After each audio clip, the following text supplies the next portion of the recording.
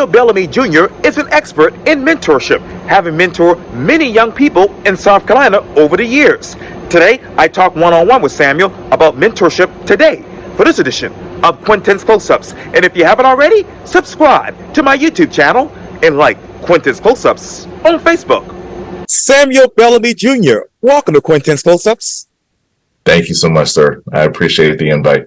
Oh, you're very welcome. You know, you are a principal consultant with South Carolina Mentors, which is a mentor training, technical assistance, and consulting company here in Charleston, aimed at strengthening the mentoring community throughout South Carolina. Let's ask you this, Mr. Samuel. What is the state of mentoring right now in South Carolina? The state of mentoring in South Carolina, as I would like to call it, is it's the wild, wild west. I think there are a lot of great people doing great things for the young people in the state. We're just not very coordinated right now. Like a lot of other industries and fields, you have wonderful people doing great things from the heart, but we're not talking to each other. We're not communicating. We're not collaborating the way we should, in the way our young people deserve. So I hope that changes one day. We get one day closer every day. So we'll see how it goes. How are you personally coordinating, communicating, and collaborating with others to make certain that mentoring is the best here in South Carolina? Absolutely. So, I mean, first and foremost, it's really just making sure that everyone knows that they're not in it alone. We have been working with mentoring programs across the state to build hubs and collaboratives. Specifically, we have one right here in Charleston that Mayor Tecklenburg commissioned for us. There's about 20 organizations that are all, gathered and meet monthly and weekly sometimes. We host group mentor recruitment fairs. We actually just had one a couple of months ago at the Joint Base Charleston. So we have one here in Charleston. We're working on one in Columbia. And there's actually another one in Greenville called the Greenville Mentoring Collaborative. So we're building different pods of hubs where organizations can come together, collaborate, talk, and share resources, and really, have a soundboard for each other. And that's what we're doing so far. So again, it's one of those things, right? The more work you put in, the more work you realize needs to be done. And we're happy to be a part of it. So, Mr. Samuel, let me ask you this. Now that you have these hubs in place, what more work actually has to be done now? We really need more hands on deck. Mentoring is not one of those things where, you do a small part and then that's it. And then you go home. It's really a lifelong thing. So we need more hands. It's great to be able to say, if people were doing more can be done. But what we really need is more hands. We need more people to be dedicated to this. We need more resources. We need to collaborate with policymakers and officials, legislators, because we really can't out-program our way out of issues that policies created. So we have to see mentoring as a viable solution for a lot of the issues that we see. And I think the more we have those conversations and the more people get involved in it, the more they can see that this is a viable and fiscally responsible solution. And I know, obviously, you're a household name here in Charleston, and you know a lot of politicians around the state and here locally. So what conversations are you having right now with them to make certain that you all can be fiscally responsible and stable in the next 5 to 10 years with mentoring? Yeah, I think it's just changing the conversation about what mentoring is and what it could be. Mentoring, when we were young, mentoring was just, riding along with your uncle, having your aunt, in the kitchen sharing, a recipe or something. That was mentoring when we were growing up. Professional programs and resources that exist today, they weren't around when we were young kids. So now it's really about educating people on what mentoring actually is. Mentoring today it's more targeted. It's more I'm using the word professional, but it's just for a lack of better words to categorize it. But mentoring is so much more. We're in the schools, we're in the churches, we're in the homes, we're in the communities. There are so many places where we can be. And I think some people still have the antiquated view of what mentoring is. So they view it as not a professional, not a profession, not a skill. It's really an art and a science. And I think more than anything, before we can get more people on board, we have to really wrap our minds around how mentoring has evolved. What is the art of mentoring? The art of mentoring is relationship building, social capital at its heart, right? The exchange of experiences from one person to another. That's really what it is. And I think, the more people can really wrap their minds around what it could be and embrace what it is, we'll start to see more of the changes that we hope to see. So what was that social capital 5, 10 years ago when it came to mentoring? Social capital 5 and 10 years ago, it was really kind of relegated to just the neighborhood. If your mother couldn't pick you up from school, you were able to call your neighbor and say, "Hey, can you pick up my son when you're getting your son?" Now with the kind of the technology and with the internet going, is spread widespread as it is. Mentoring can look something like, I need you to call a friend or a cousin that lives in California and tell them about the tech field that you're in. Introduce them to apprenticeships and internships that might not be available in your region. So there's so many more opportunities that mentoring and technology can play. And again, we're looking forward to seeing it grow, and hopefully it'll happen. Speaking of growth, Mr. Samuel, as you know, Charleston is growing significantly. How do you hope that mentoring will catch up with that growth? Charleston is really, really growing. I moved here in '97, and my father was military, so we were stationed at the Air Force Base, and I left a couple times and came back. So I've seen Charleston grow a great deal. One of the things that's been consistent about the growth in Charleston is its innovation. Some of the things that we're seeing nowadays in Charleston, those conversations didn't exist back in the early 2000s. I hope mentoring is that same way. I want people to view mentoring as a solution to problems that they didn't think it could be a problem for. When we talk about crime, when we talk about education, all of those things I feel can be solved with the right relationship.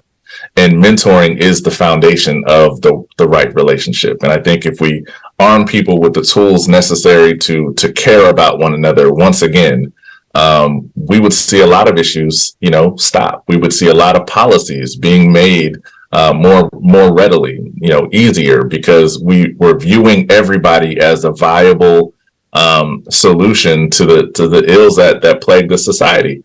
And I believe it all starts with the relationship. What current ills actually plague this society today? In this society, I think people are less tolerant of each other. I think, with the internet, we should have access to different cultures, different viewpoints. But I think we spend a lot of time using these resources to tear one another down, to share kind of the negative differences that we notice in one another.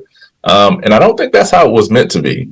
And I think a lot of times it's because we just don't value each other as much as we should, and as much as we need to in order to move the society forward. So, again, when we're looking at crime, it's easy for me to perpetuate a crime against another person if I don't view them as human.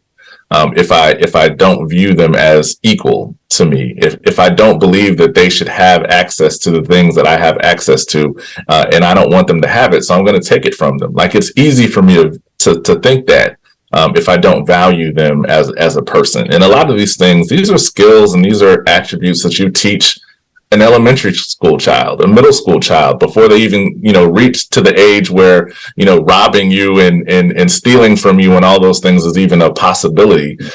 So I think mentoring can help that. You talk about those viewpoints, Mr. Samuel. Let me ask you, this might be a silly question here, but what are the negative viewpoints right now when it comes to mentoring? I think one of the most negative viewpoints that I see towards mentoring is that mentoring has to look a certain way. That it can only happen with people that look like yourself. Like only black people can mentor black kids, or only white people can mentor white kids. I think that's probably the most negative viewpoint of mentoring that I see. And again, mentoring is really about an exchange of experiences, and whether you're white, you're black, you're old, you're young, you have something of value that you can add to someone else's life. You just have to be willing to share, and two, stop having that negative talk with yourself. I think one of the biggest issues that we have with recruiting mentors is that some people feel like their life has been a series of roller coasters and ups and downs, and they don't feel like they have enough to add. They don't feel like they have enough value to add to another person's life, because their life hasn't been roses and sunshines. And we tell people it's those experiences that young people need to hear. And also, mentoring is not a one-way street. It's not an older person always mentoring a younger person. A younger person has just as much to teach an older person as an older person does with a younger person. So it's just being open. And I think once we do that, again, we'll be better off. And when were you willing to share yourself with somebody else? Man, I tell you, growing up as a military brat, I moved around a lot. So I've always needed a mentor. I've always needed one, because growing up and traveling as much as I did, you always found yourself in a different region of the world. Mm-hmm. You always had to get acclimated to the culture. You had to get acclimated to the people. You had to understand the slang, understand what parts of town not to go in. So I always needed a guide. There's never been a time in my life where I couldn't use somebody to pour into me. So I've always had it, I've always needed it, and I've always given it. And Mr. Samuel, when it comes to recruiting, what is that like in 2023? Recruiting for a mentor is no different than looking for a quality job applicant. You want to make sure that you're putting the right information out there. I see posts all the time that just says, "Hey, I'm looking for a mentor." And once upon a time, that might have been great. But now, you need a little bit more information. You want to know what type of mentor, what type of skills, what type of program are you running?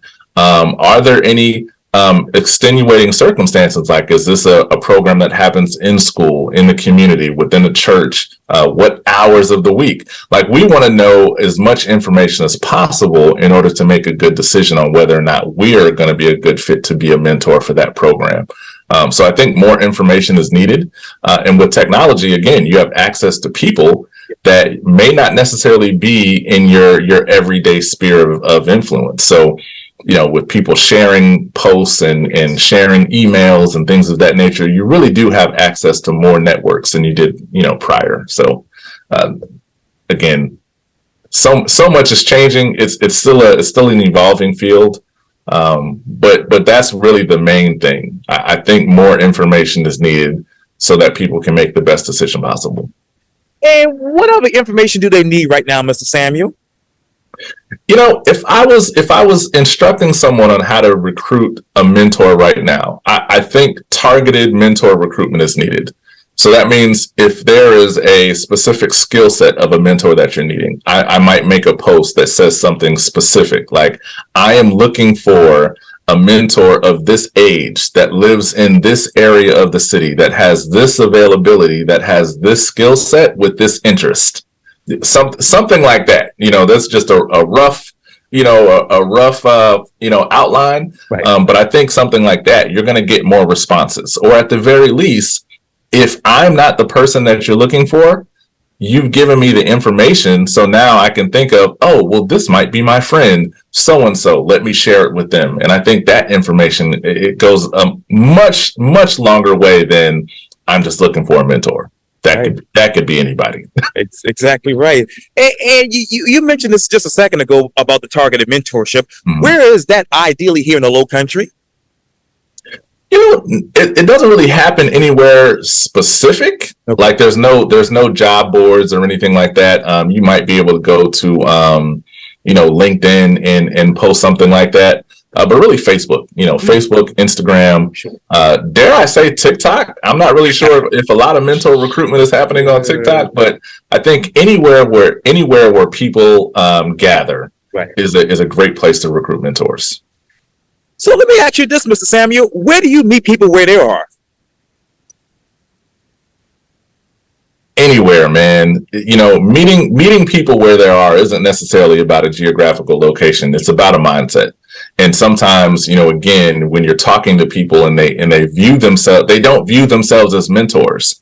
Meeting someone where they are is just that. Like, hey, I realize that you don't see yourself as that, but you do have value. So you really have to pour into them and really model the behavior.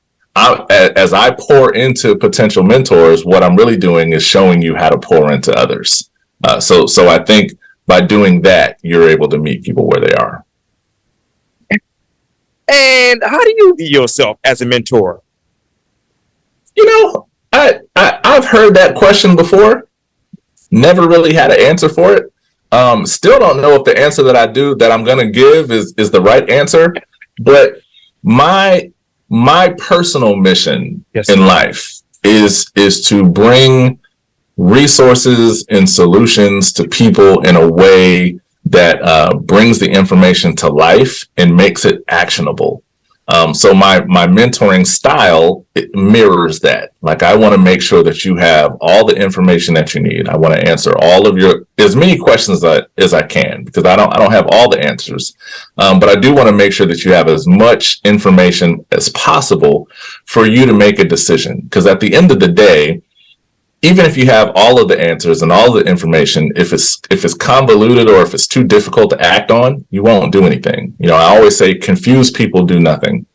So I want to make sure that whatever information you're getting, it's presented in a way where you can actually make a decision off of it, and then we'll go from there. Life is just a series of decisions. So I want to make sure you have what you need to at least get to the next decision. I may not be able to get you to the next decision after that, but that's why we have more mentors. I can connect you to another person who can help you get from point B to C if I can only get you to A to B. And what's still confusing about mentorship that people just don't want to buy into right now? I don't think it's necessarily that people don't want to buy into it. I think people realize that mentoring is time consuming. There's no easy way to build a relationship. It takes time. And it's, the media has done a great job in showing a certain type of mentorship that exists where, maybe you've seen a movie like Blind Side or something like that, where you have a character taking in another person and integrating them into their life completely. And that's how Hollywood views mentoring. But what we don't see is, maybe a Denzel Washington type figure taking a Chadwick Boseman under his wing, helping him through school and things like that. So I think mentorship isn't big, grand gestures all the time. It could be simple, could be consistent notes of encouragement every day. It could be me teaching you a specific skill that, again, will help you get to your next stage in life where another mentor can pick it up. So it's not so much that I have to be the person that changes your whole life from beginning to end. It's really just sharing a piece of it and being willing to be vulnerable enough to do that. So, I think that's where the disconnect is for a lot of people. And in your mind, Mr. Samuel, what are the 4 pillars of mentorship? 4 pillars of mentorship. Wow. I'm going to say, trust is always going to be a foundation. Trust is going to be a foundation. I think, good communication is always going to be a foundation. I think Consistency is always going to be, a pillar. And lastly, I think transparency. If I was ever going to come up with a 4-pillar system for mentoring, I think that would be it. I think that would be a good start. Good start. And Mr. Samuel, how do you actually approach your mentor, mentee, that is, to actually have a relationship with that person? Yeah, I'm a youth centric type of mentor. When I'm working with young people, I really want them to guide the conversation. Like I don't want to, come in with a preconceived notion or a list of things that I, as an adult, feel like you as a child should know, or you as a young person should know. And sometimes that's how adults approach kids. It's you need to do this, or you need to learn this, or when I was your age, we had to do it. And really, it's not really needed. Young people will tell you exactly what they need. And then you just provide that. I always say, don't fail an open book test, right? Young people are going to give you all of the information they need for you to respond to. You just have to be open enough to respond. So that's how I approach mentoring with young people. Most of my mentoring these days comes from other mentors. I consider myself a mentor to the mentors. So it's really teaching those young men and women how to approach these mentoring relationships, how to structure your mentoring program to where it's sustainable and viable for the community. So again, my approach is always going to be a place of love, a place of consistent and constant communication, and more importantly, just that transparency. How has your mentorship increased the capacity and impact of this community? I don't want to toot my own horn, but to do so, I have seen more people interested in mentor training. I've seen more people looking for resources to really improve their process and their procedures. I've seen more people have conversations about mentoring. I don't want to say it's all me, because again, there is a community, a mentoring community that exists in South Carolina that is beyond unreal. We're just doing what we can until we can do better, right? So I don't want to say it's all me. I do want to say, though, and I will take credit for being a person who's willing to stand on my soapbox and scream from the rooftop that I think mentoring is the solution. And there's a right way, I feel, and maybe a not so right way to do it. And I think the more we can subscribe and the more we can come to consensus on how to do it, quote unquote, the right way, I think we'll see more success. And let me be redundant. So what are the right ways and the wrong ways of mentoring? Yeah, absolutely. Again, when we were young, mentoring was just, hey, buddy, come ride with me to the store. Mentoring nowadays can look a number of different ways. You have, that instrumental mentoring where I'm teaching you a skill. Then you might have a less formulated and prescribed mentoring where I'm really working on like your emotional skills, your social and emotional learning type skills, conflict resolution, things of that nature. So I think when we're working with young people, particularly young people that aren't a part of our family, you have to go into the relationship with a certain goal in mind.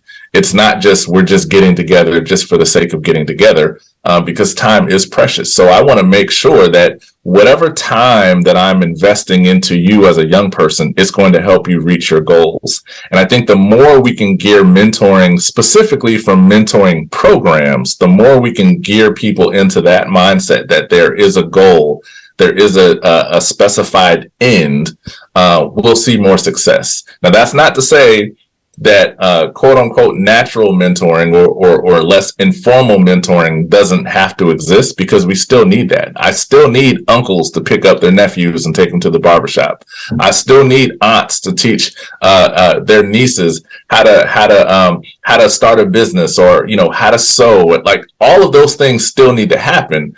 But what we're talking about is a prescribed mentoring formula that says if you do this from A to B in the way that we're teaching you, you're going to get a specific end, and you can repeat that process with a host of young people year after year after year after year. That's what a program means. It means it's not relegated to just me. It means you can take me out, and because the processes and procedures are in place, anybody can run that program using the formula that was created, and you're going to get the same result. That's how we repeat. That's how we grow this movement, and that's how we really make sure that young people have everything that they need consistently year over year. In what way has your mentorship impacted school-based mentoring programs? School-based mentoring programs has evolved so much. Once upon a time, it used to be where, you might come in and just spend a couple minutes with the lunch buddy, and that has its place. There's nothing wrong with that. Let me make sure I clarify that. There's nothing wrong with that. But nowadays, what we're seeing is mentoring programs, mentoring organizations, partnering with schools to create and carve out space during the school day. So maybe instead of a young person having a study hall, you bring in a mentoring program where they can teach a class in 45 minutes. I mean, there's some great work going on at North Charleston High School with conflict resolution. I think Pastor Ravenel and his group, they're doing wonderful things out there. There's some wonderful stuff going on at Burke, with Low Country Youth Services, not Burke, I'm sorry, Berkeley, with Low Country Youth Services, with their Young Men Rise program, where they're coming in and they're teaching a curriculum. So they're working consistently with a group of kids to push them again to a specified end. So there's a lot of work going on in school-based mentoring. It's evolved a lot, and I think it will continue evolving. And what is the biggest difference about that from when we were kids to right now? I think the biggest difference is, as parents, we weren't allowed in the schools like that.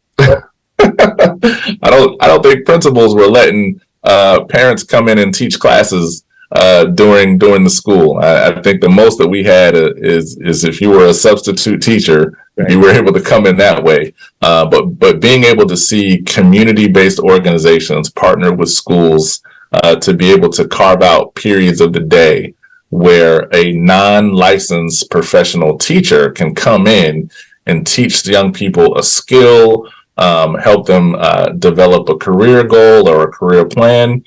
I don't think we were seeing that when we were young. And if we were, it wasn't happening at my school. So that's the biggest change that I think I see now compared to back when. And Mr. Samuel, what new organizations here in the Low Country do you want to partner with to strengthen your mentoring style and mentoring programs? I think we really need to partner with the business community.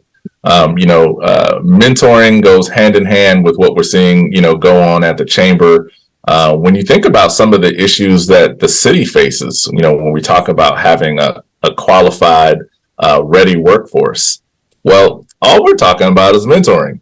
If you take a young person in high school and introduce them to a trade, introduce them to a field, introduce them to a career path, all you're going to do is strengthen the community. I love what Boeing is doing with their DreamWorks program. I love what what some of the work that's happening down in Charleston. I think R3, which stands for Real Talk, Real Action, Real Results. Eric Jackson and them, the artisan program that they've had downtown in partnership with the city.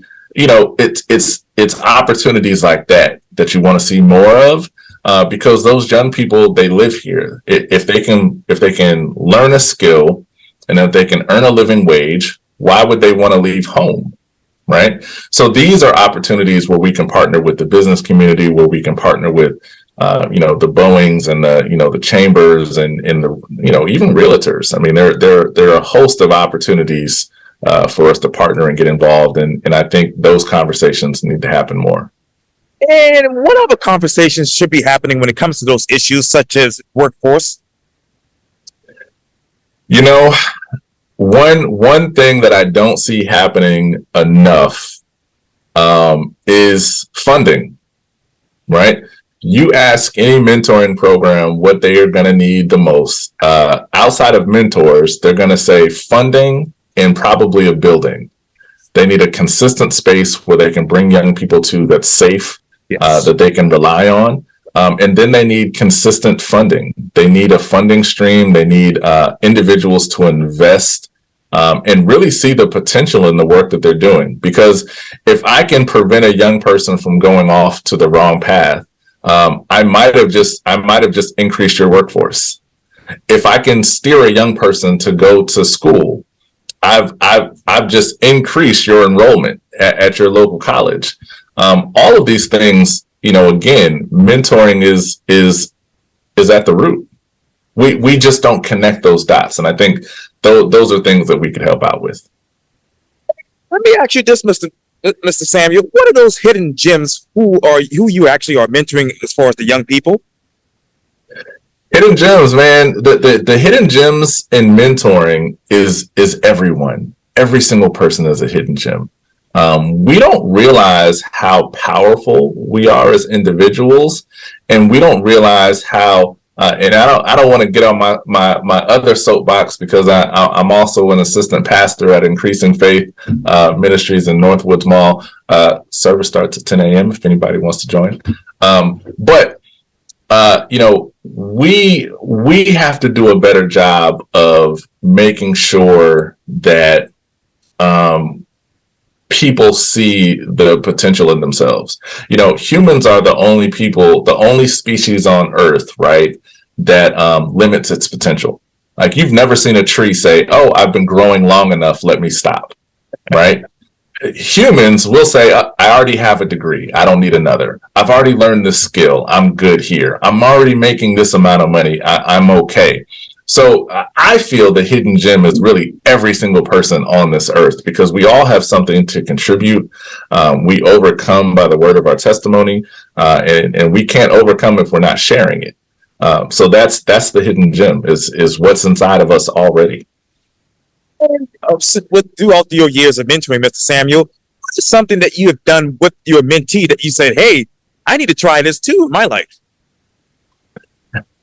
If you can see behind me is a couple of bookshelves. Yes, sir. Reading is the cheat code, man. Reading is the cheat code. There are so many wonderful books that exist that I think, if you get the right book, you can learn from those who have been on this earth longer than you, and it's not going to take you that same amount of time. So I encourage people to, when you think of a subject that you're interested in, or if you're trying to learn a skill, read a book. Those books contain decades of sage wisdom and advice. And if you can read a book within a month, you just got 10, 20, 30 years worth of game in a month, just from the stuff that you can learn from books. So I encourage people to read often, to take notes, and then take advantage of this internet. I mean, we have the whole world at our fingertips, and it's a shame if we don't use it. And what's on your reading list right now? A couple of things. One of this one and this one. These are my two newest reads. Okay. A couple of months ago, we had the Black Ink Festival had a book show, book conference, if you will. Yes, sir. And the keynote speaker was this wonderful author, Miss Namina Forna. Right. And these are my latest reads that I need to start on. That's The Gilded One and The Merciless Ones. She is a New York Times bestseller, and I'm really looking forward to jumping into those. Yes. Outside of this, though, I'm a big self-help person. I want to learn something. I want to get access to other people's minds. I want to know, what their thought process was when they were going through certain situations. So I'm a big fan of biographies, and I'm a big fan of those self-help books. So I'm that guy, man. I'll read a textbook if the subject is interesting. Yes, sir. And how do you access people's minds through mentoring? Questions, asking questions. Think about this. Yes, sir. Oprah is a billionaire multi times over. She gets paid to ask questions. Like you, having an inquisitive mind, being interested in other people, that's really the ticket.